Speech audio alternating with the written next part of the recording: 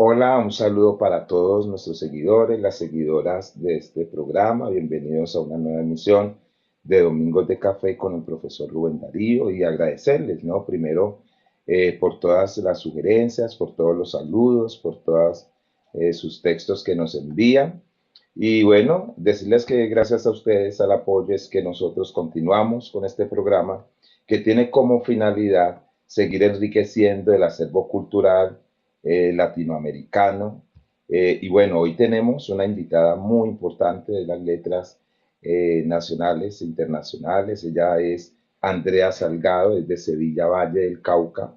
Es colombiana, escritora, periodista, profesora de escritura creativa y editora. Ella fue directora cultural de la Feria Internacional del Libro de Bogotá en el periodo 2018-2019 y escritora, reside de la Universidad de los Andes, residente, autora de 22-24, autora de las novelas La lesbiana, El oso y el ponqué, El sueño del árbol y Constelación, así como del ensayo Cid Ficunde. Cuentos, crónicas y poemas suyos han sido publicados recientemente en las antologías Cuerpos, Planeta 2019, como La Flor, de Planeta 2021, antología de relatos de la literatura colombiana, y La Vorágine Dormida, en el 2024, publicaciones de la que fue también editora. Así que pues bienvenida, Andre, para nosotros es un privilegio y un placer poder compartir contigo estos minutos. Hola Rubén Darío, gracias por la invitación.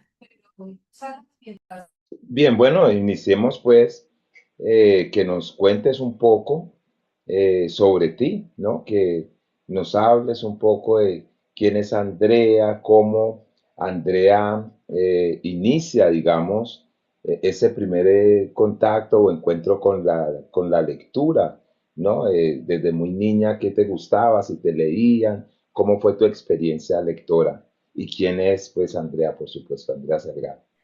Bueno, creo que esa pregunta sobre quién soy es bastante complicada de contestar.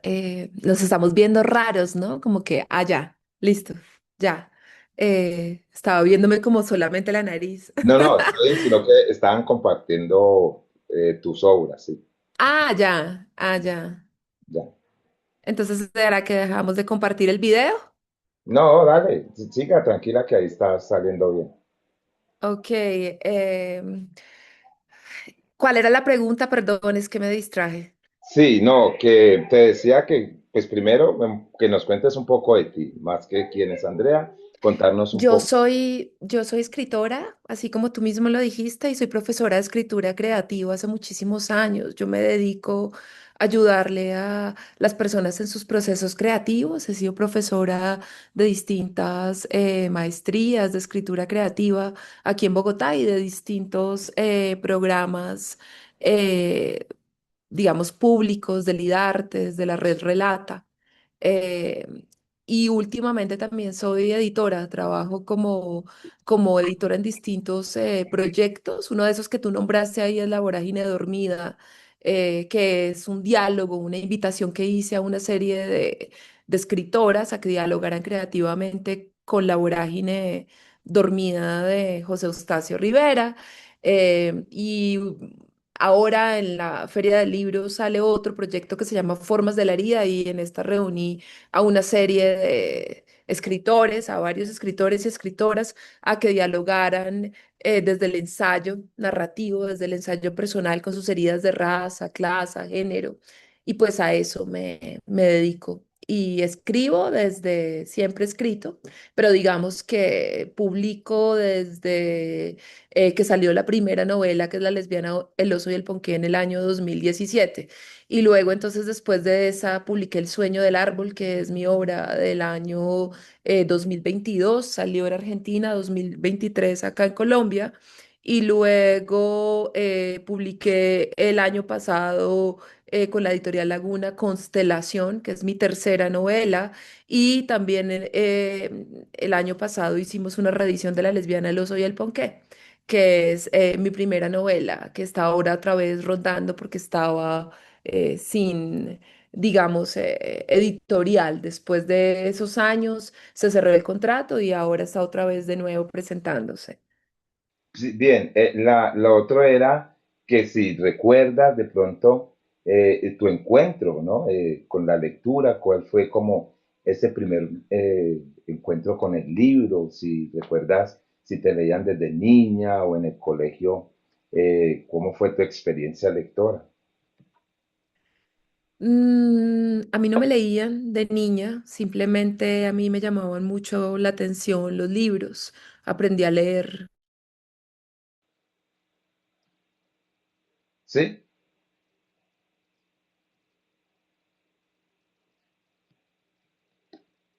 Hola, hola. Tuvimos ahí un inconveniente. A bibliotecas ni muchos libros y entonces pues simplemente iba leyendo lo que me iba encontrando de todo tipo. Ya. Bueno, y entonces, ¿en qué momento, Andrea, digamos que cuando tú estás en el colegio, sí, en el colegio, eh, es en qué momento decides, bueno, ya voy a escribir, sí, lo que escribo puede ser publicado o no, ¿no? ¿Cómo decides, pues, publicar o lanzarte como a ese mundo de la escritura? No, yo siempre tuve claridad sobre lo que quería hacer y lo que quería hacer era leer y escribir. Y de eso siempre he vivido y siempre me he dedicado. Y pues la toma, digamos, de decisiones, tal vez, no sé si es una toma de decisión, pero en el 2004 me voy para Estados Unidos a hacer una maestría en escrituras creativas. Yo soy periodista y después de esa maestría, pues lo que hice fue dedicarme a ser profesora y comencé a escribir y poco a poco, pues logré ser publicada, digamos, hacia el año 2017, pero me demoré un montón. Pero digamos que pues más que una decisión así como tomada, es súper difícil para mí concentrarme con con lo titilante de la pantalla y viéndome así la mitad, porque no hablamos y dejamos de mostrar la cosita. Así nos vemos la cara y te puedo como hablar, ¿sí? Después de, no sé qué estaba diciendo, después de digamos, de la maestría, pero para mí siempre ha estado como claro eso, o sea, como que quiero escribir y mi vida es la escritura y trabajar con la escritura. Bien, y bueno, para escribir, ¿cierto? Para escribir, pues siempre nos cuentan de todo, digamos, ese bagaje lector, ¿no? Todas las lecturas que se deben de tener. Digamos, si hay un requisito para escribir es el leer, ¿sí? Ahora bien, después de tener todos esos discursos que nos atraviesan y que somos atravesados por esos múltiples discursos, ¿cómo comienzas a encontrar como tu propio camino, ¿sí? O tu propia voz, tu propio discurso? ¿Y qué tanto de ese conocimiento literario, luego pensar en que si tu profesión, tu formación como periodista, también tiene que ver en tu obra, ¿no? ¿Cómo mezclas todo? ¿Cómo combinas? Coméntanos un poco de ese proceso. Mm, Yo no sé si tú has leído alguno de mis libros o alguno de mis cuentos, pero hay como una cosa muy híbrida en ellos. Entonces, lo que ocurre es que, pues, hay algo como un poco inclasificable en el género al que pertenece, porque por un lado yo me siento muy cercano a los géneros de la fantasía, de la ciencia ficción, de la especulación, y por el otro lado, pues estoy cercana a todo lo que proviene de la fuente autobiográfica y de mi propia vida. Entonces, lo que ocurre en mis libros de distintas maneras es que siempre hay una serie de registros que son distintos y que a veces se oponen. Entonces, por ejemplo, en El sueño del árbol, que es el que has estado mostrando la carátula. En el sueño del árbol, pues por un lado estamos con un ejercicio que a veces es un poco como ensayístico y lírico y luego se vuelve fantasioso y luego es completamente autobiográfico.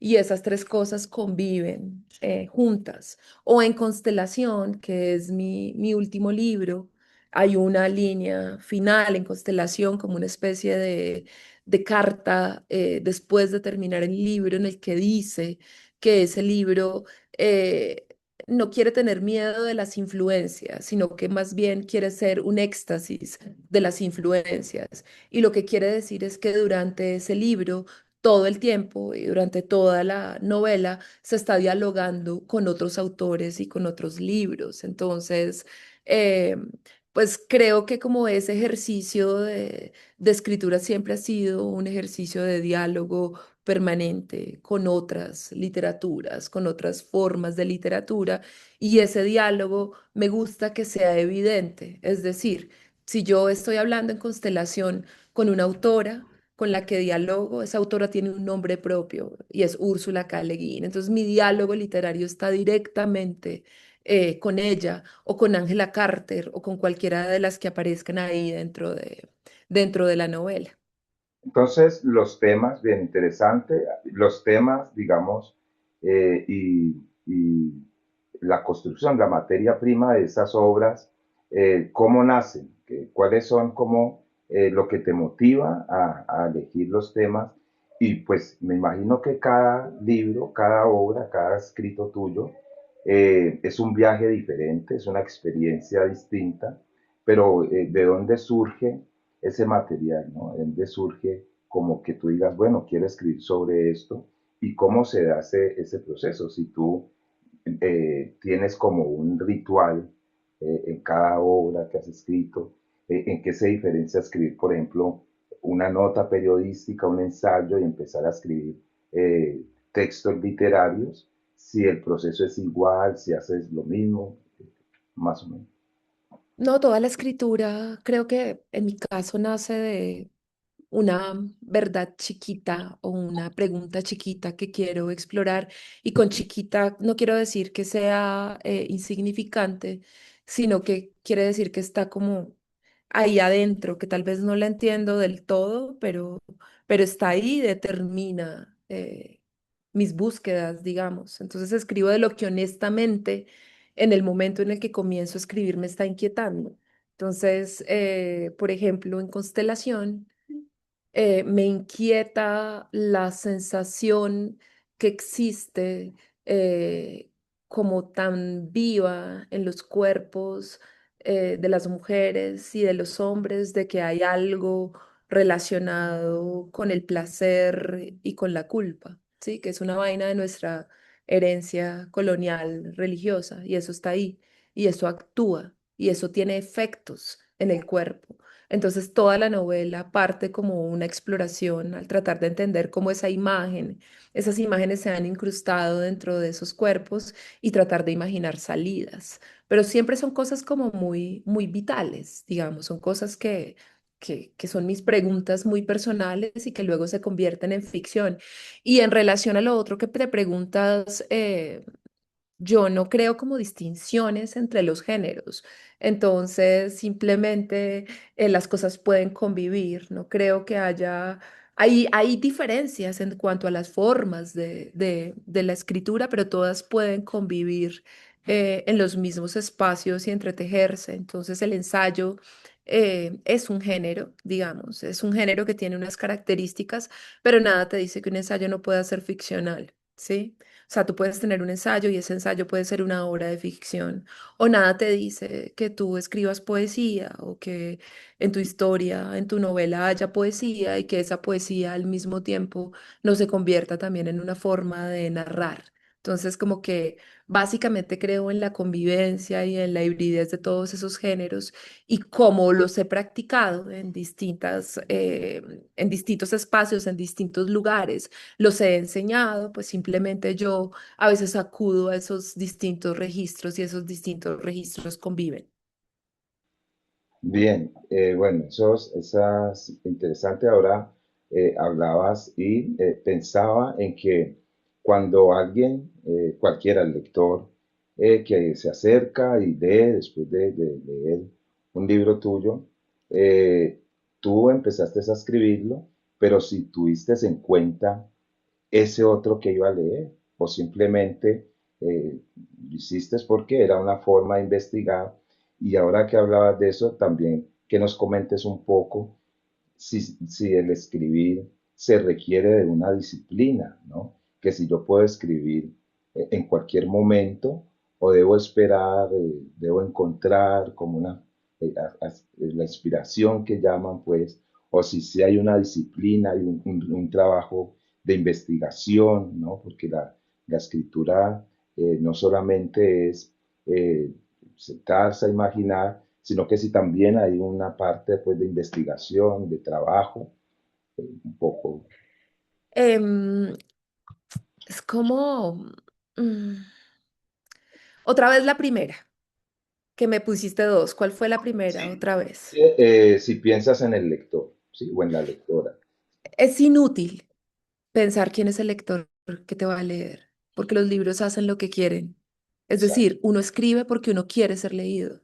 Eso es, o sea, tú quieres ser leído, tú quieres ser leído, tú puedes imaginar un público lector, digamos. Dices, este libro lo escribí para las mujeres de 40 años. Este libro es para las mujeres feministas de 40 años blancas. O sea, no sé.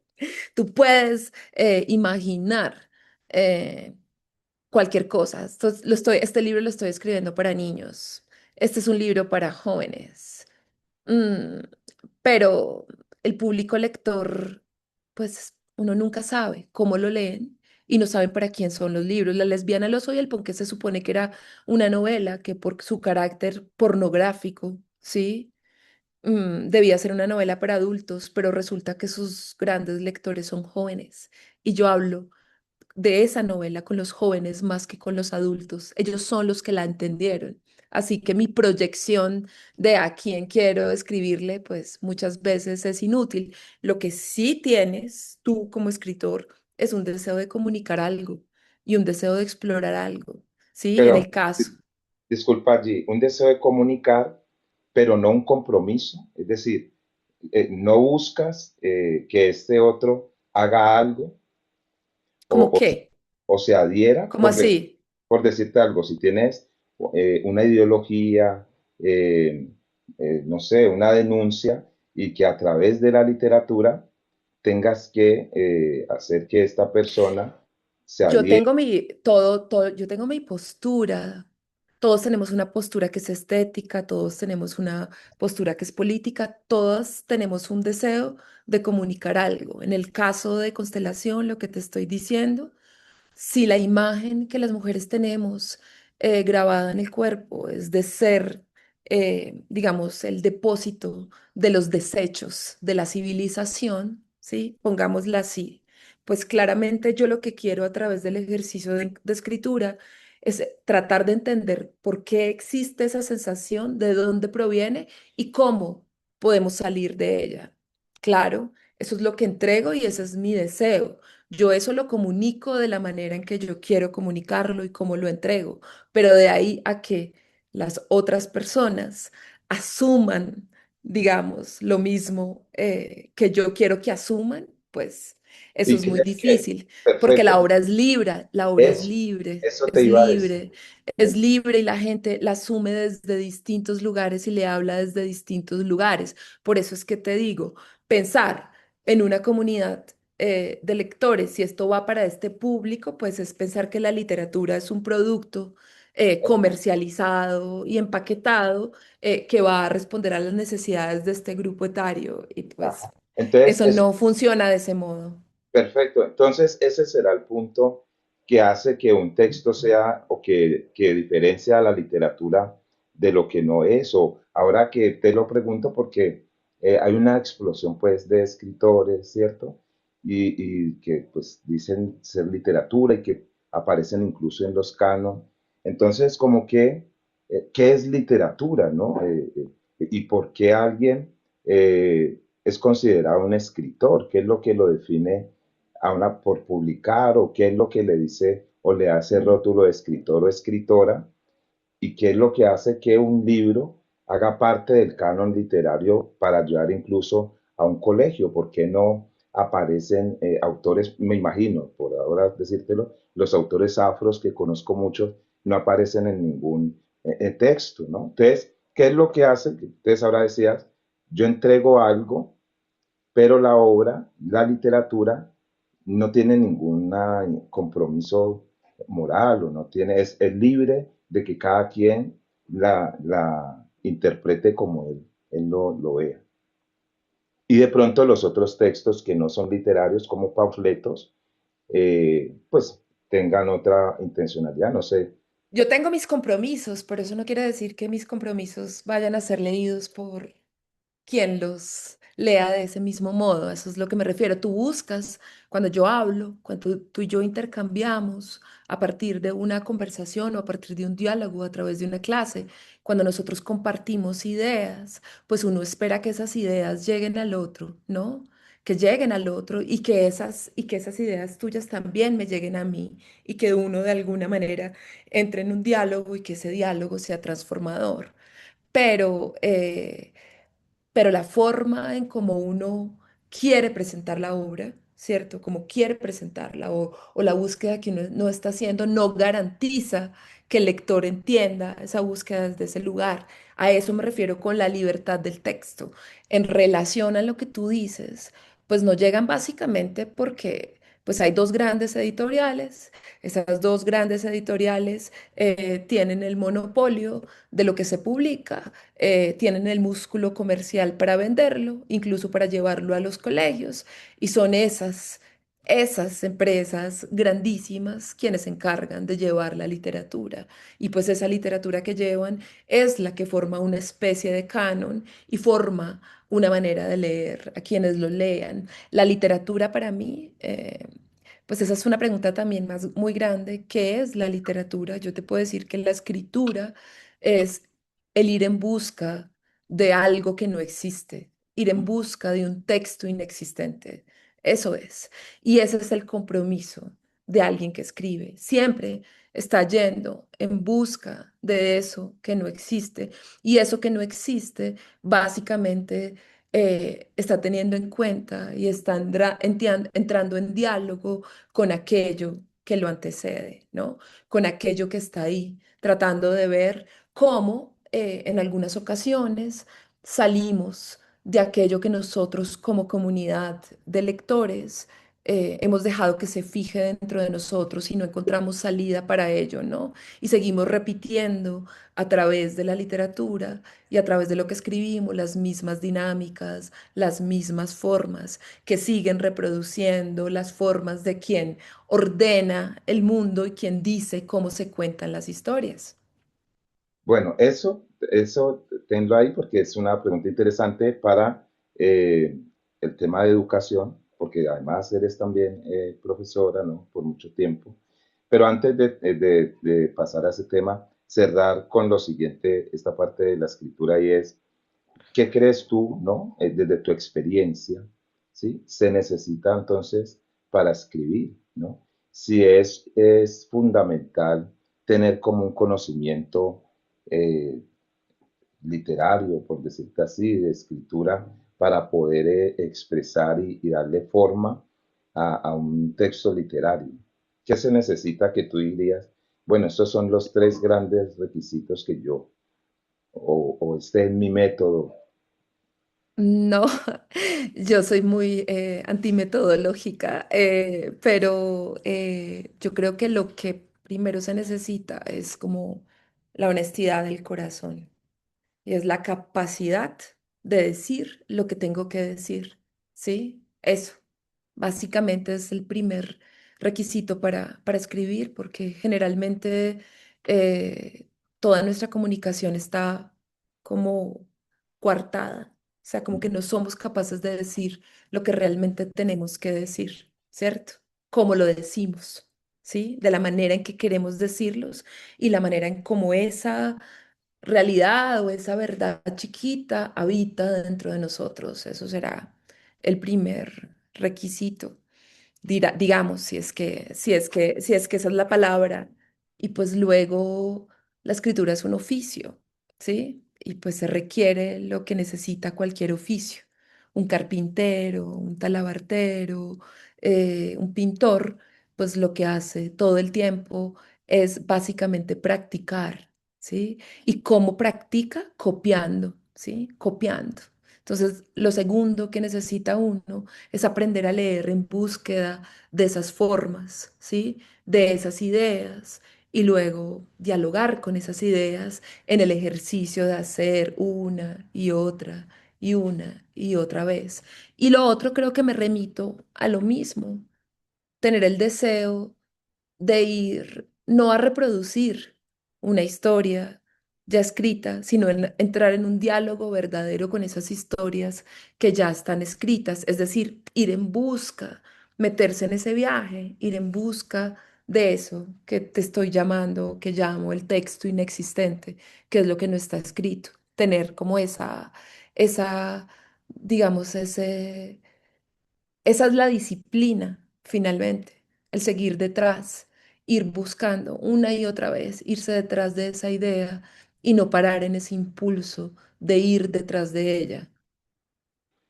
Sabes, estaba pensando que precisamente eh, es muy enriquecedor escucharte, es ir en esa búsqueda de lo inexistente, lo que hace que cada quien le dé una lectura diferente a tu obra, ¿no? Y que si ¿cierto? Y que si por ejemplo va dirigida o tiene una intención, pues finalmente no la cumpla en este determinado lector.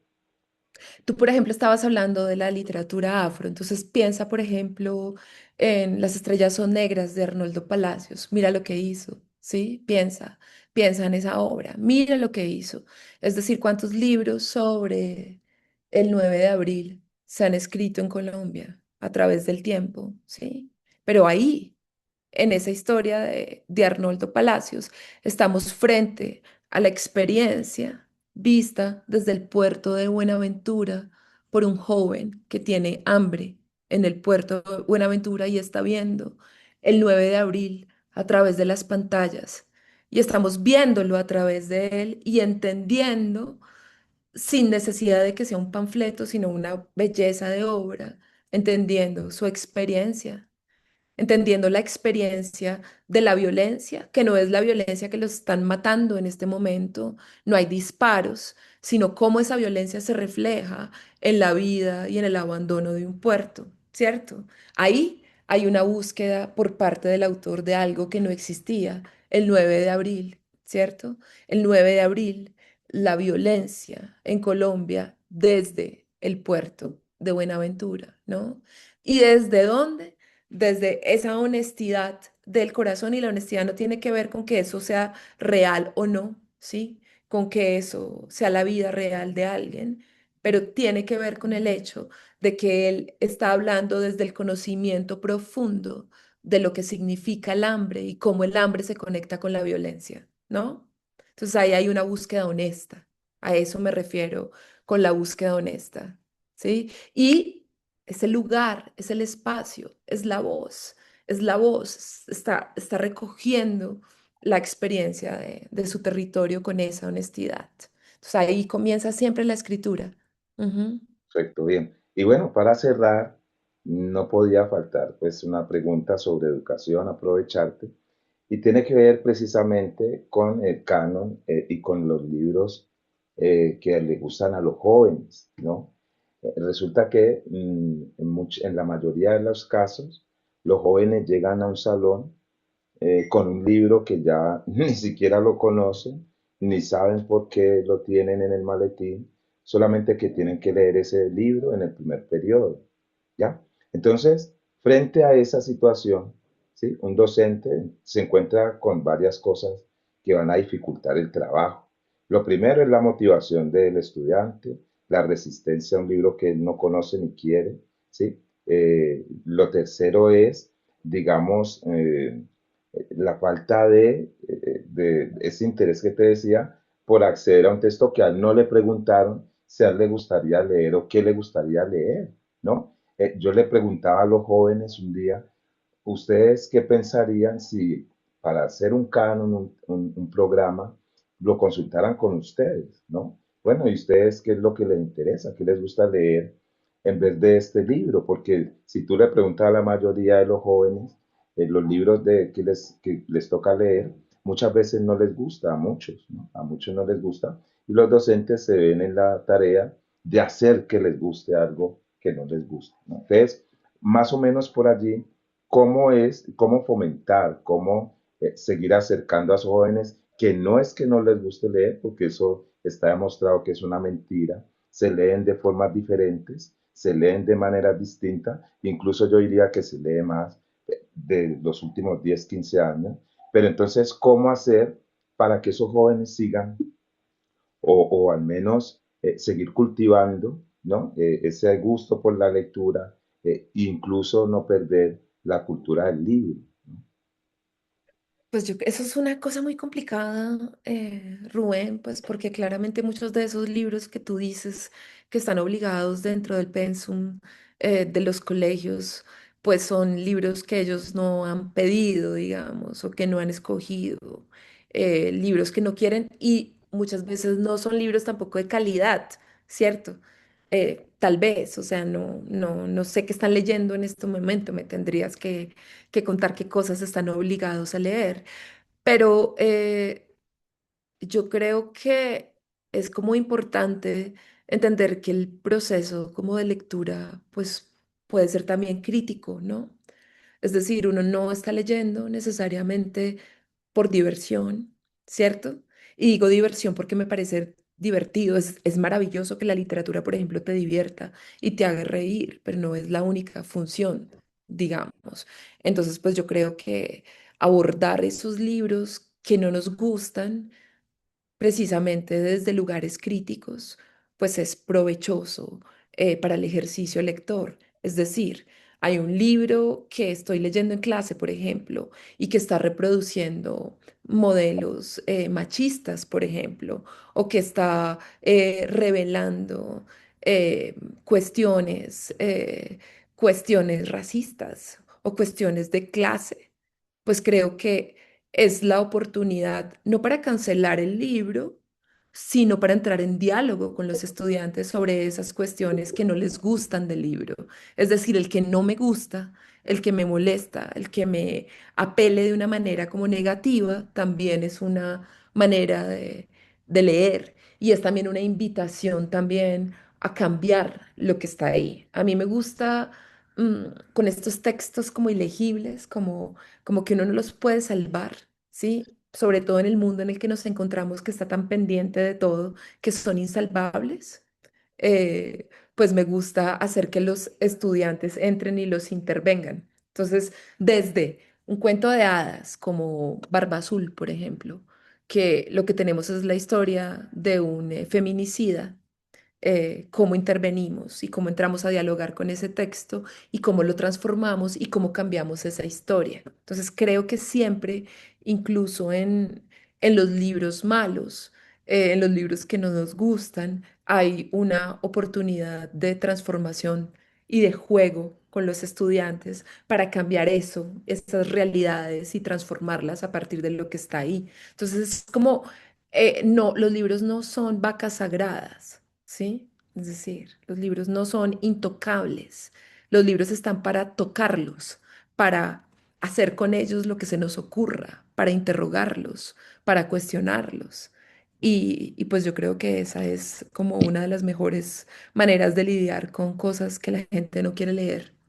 Ahora Ujú. bien, es interesante y también a mí me parece que cada docente o cada profesor está en capacidad de crear su propio programa de literatura, su propio pensum, y ese pensum tiene que estar pensado en la población al que va a dirigir, ¿sí? La población a la cual se va a dirigir tiene que ser parte de él, porque es que los estudiantes no hacen parte de ese pensum. El programa se crea, pero los deja a un lado. O sea, es dirigido a los estudiantes, pero ellos no hacen parte de ese programa.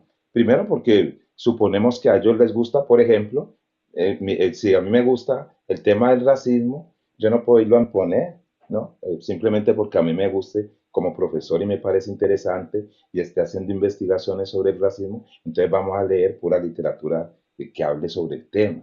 Entonces es bien interesante el dialogar con los estudiantes, el escucharlos, ¿no? El tener en Ujú. qué es lo que quieren, cuál es su voz, porque yo no puedo imponer como se ha hecho siempre con estos cambios. Bueno, Andrea, pues fue un momento muy agradable, espero que pues la hayas pasado bien. Esto apenas es como una introducción porque en verdad que contigo se podría hablar pues por mucho tiempo más y te agradezco mucho por haber aceptado y bueno, muchas gracias. Gracias a ti, Rubén, que estés bien. Bueno, y Chao. gracias a nuestros seguidores, los esperamos en el próximo domingo porque tenemos un invitado muy importante. Un abrazo. Chao.